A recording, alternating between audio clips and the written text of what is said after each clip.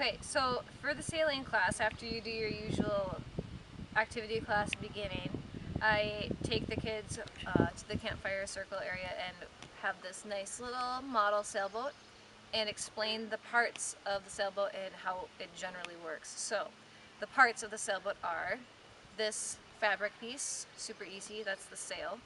Um, this tall part is the mast, and that's what holds the sail.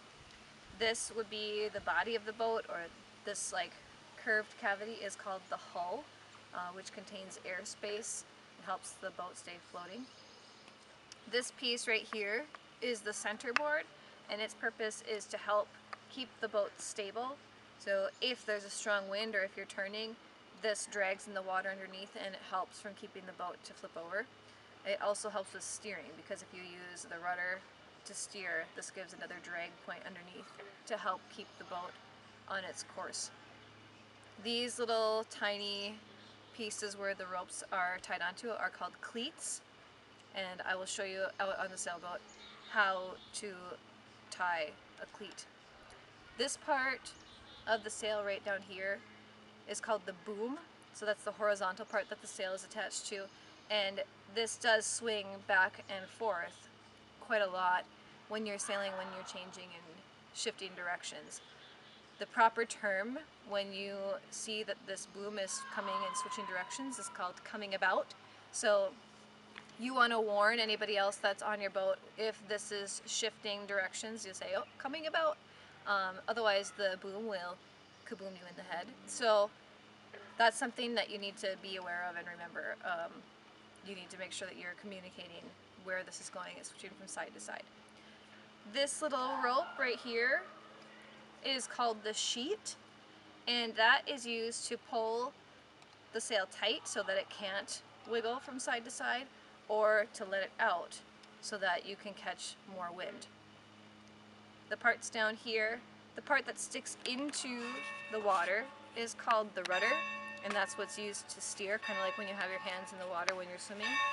And this handle part is called the tiller, and that's what you use to turn the boat. When you're turning the boat will go in the opposite direction of what the tiller is pointed. So if I point the tiller to the right, the boat's going to go to the left. If I point the tiller to the left, the boat is going to go to the right. So think about opposite direction. The last thing I talk about is what to do when you feel like you're going to tip over. So if I'm sailing along and the wind is really strong and it's going really, really fast, and maybe I'm even turning a little bit and my boat, I can feel it starts to tip over, the worst thing I can do is let go of the rudder, so then it cranks to one side and forces me to like spin in a donut, and pull tight onto the sheet. That catches more wind in the sail and it is going to then force the boat to flip over.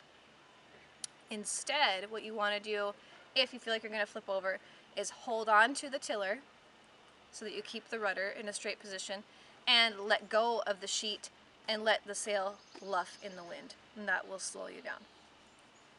If you by chance happen to tip over, first the boat is going to look like this. If the water is right here, it'll maybe for 10 seconds, 15 seconds, it's going to stay right here. But very soon, water starts to come on top of the sail and it gets very heavy. And this will start to flip over and it'll be like this. This is called turtle when it's upside down in the lake. In order to flip this back up, you actually have to make sure that the centerboard is sticking up here. If it's not there, you have to go underneath and push it up.